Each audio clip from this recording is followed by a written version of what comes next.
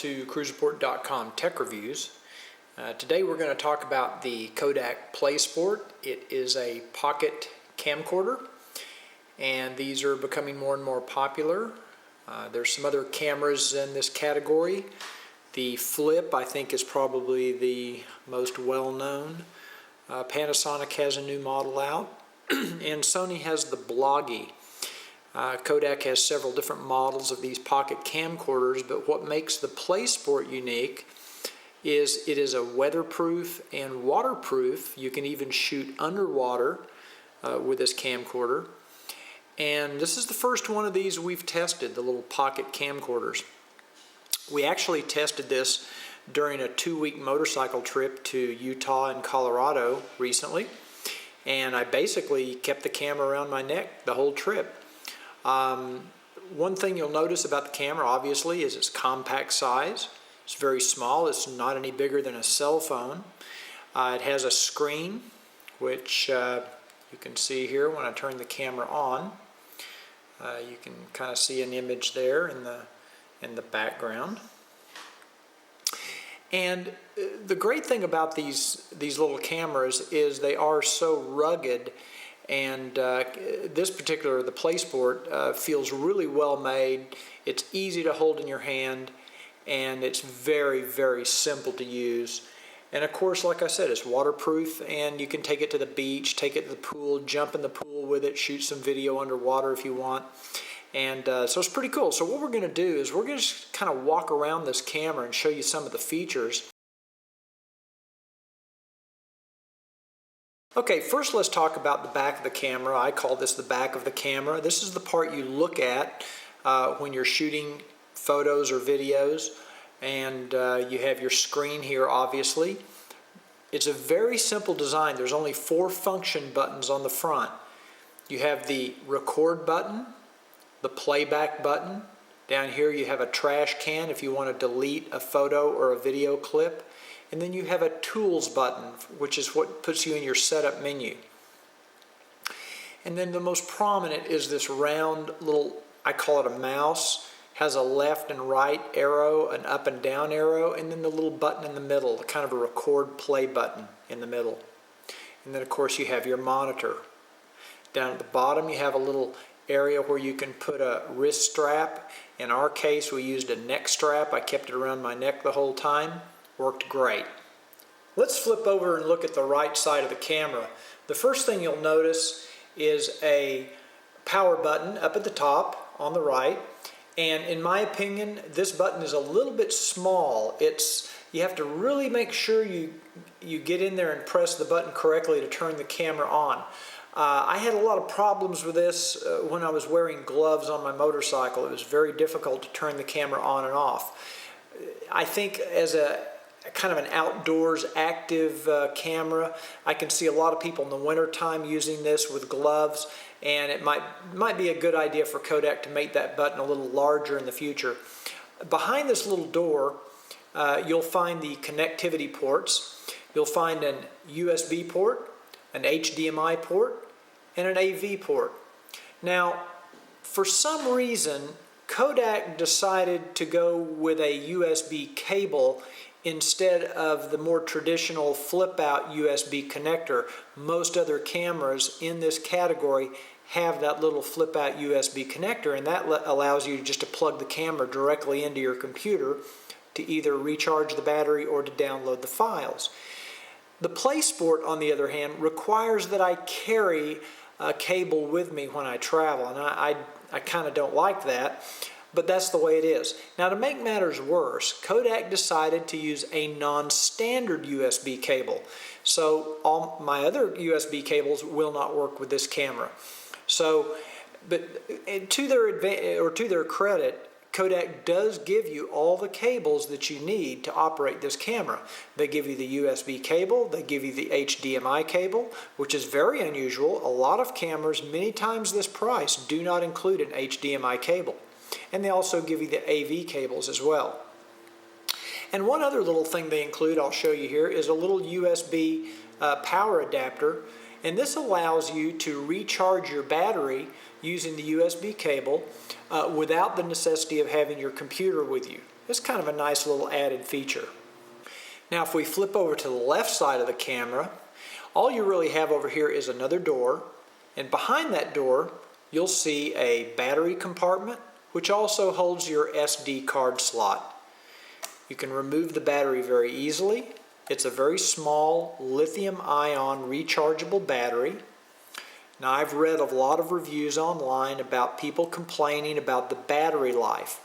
I did not find that to be an issue for me, and we used the camera for 2 weeks on a trip. I shoot very short video clips, maybe that's the reason why, but I have heard a lot of people complaining that the battery life is not as good as it should be. If that's an issue, buy an extra battery, keep it charged, and keep it with you. You'll notice the SD card slot. This will take your standard SDHC cards. I'm actually using a micro SD card in an adapter, and it worked fine. I used an 8 GB card, never had a problem, never ran out of space, and I shot HD video the whole time. Look at the front of the Playsport. All there really is here is the lens, which is at the very top of the camera. And the lens is small, and the only thing that makes me nervous is you find yourself laying this camera down on a table, and you don't want to lay it on the back of the camera because you don't want to scratch the screen. And I don't get a real sense of security when I set it on this side because I'm afraid I'm going to scratch the lens. So I would like to see Kodak put a little rubber ring around there or something to make me feel a little more comfortable that when I lay this flat. Now I did not scratch the lens, and it never became an issue. It's just you get the feeling that you're going to do that. One thing I like about the camera is it has this kind of a rubbery, leather-like, non-skid finish on it on both the back and the front. That's very good for a waterproof camera, because if you are using this camera in a swimming pool or in the ocean or on the beach, it's less likely to slide out of your hand. So those are very nice features that you'll find as well. There's really nothing on the top of the camera. It's pretty much smooth, nothing up there.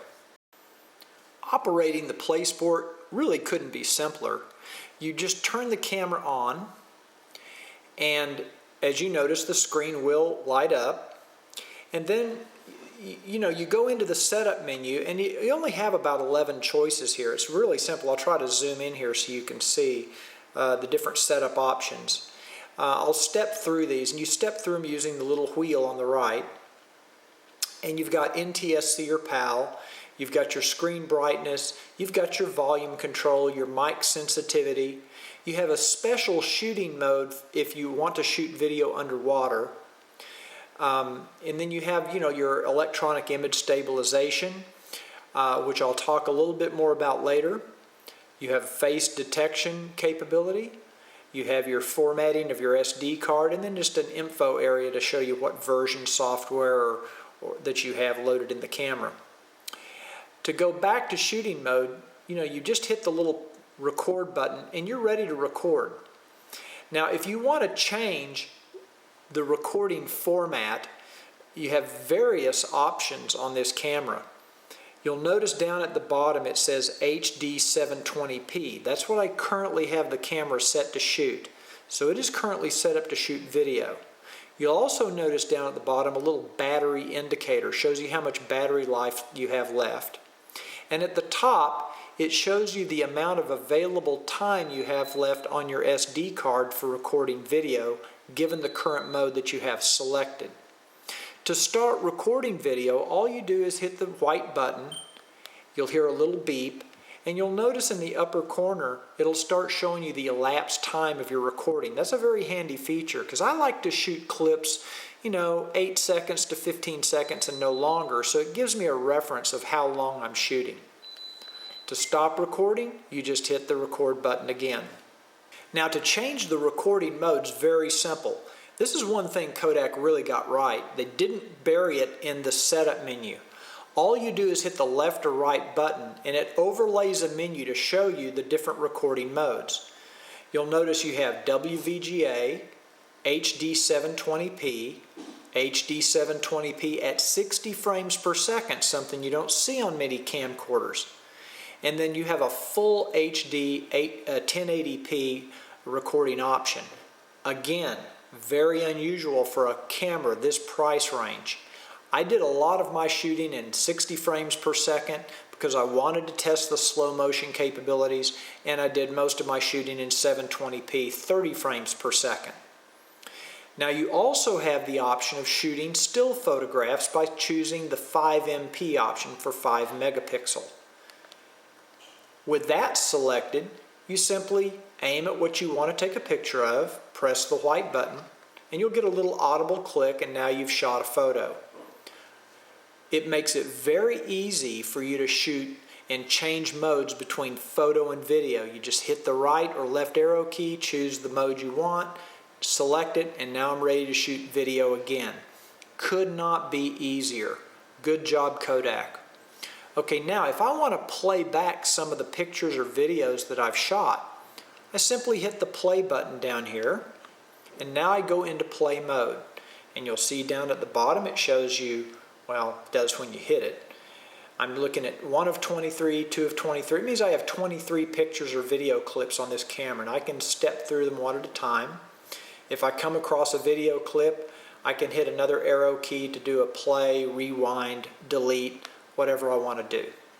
So it's a very simple camera to operate. If I want to delete this particular photo right here, I can just simply hit the little trash can icon, and as you can see, it gives me the option of deleting the item, and it is now gone. So very simple to use.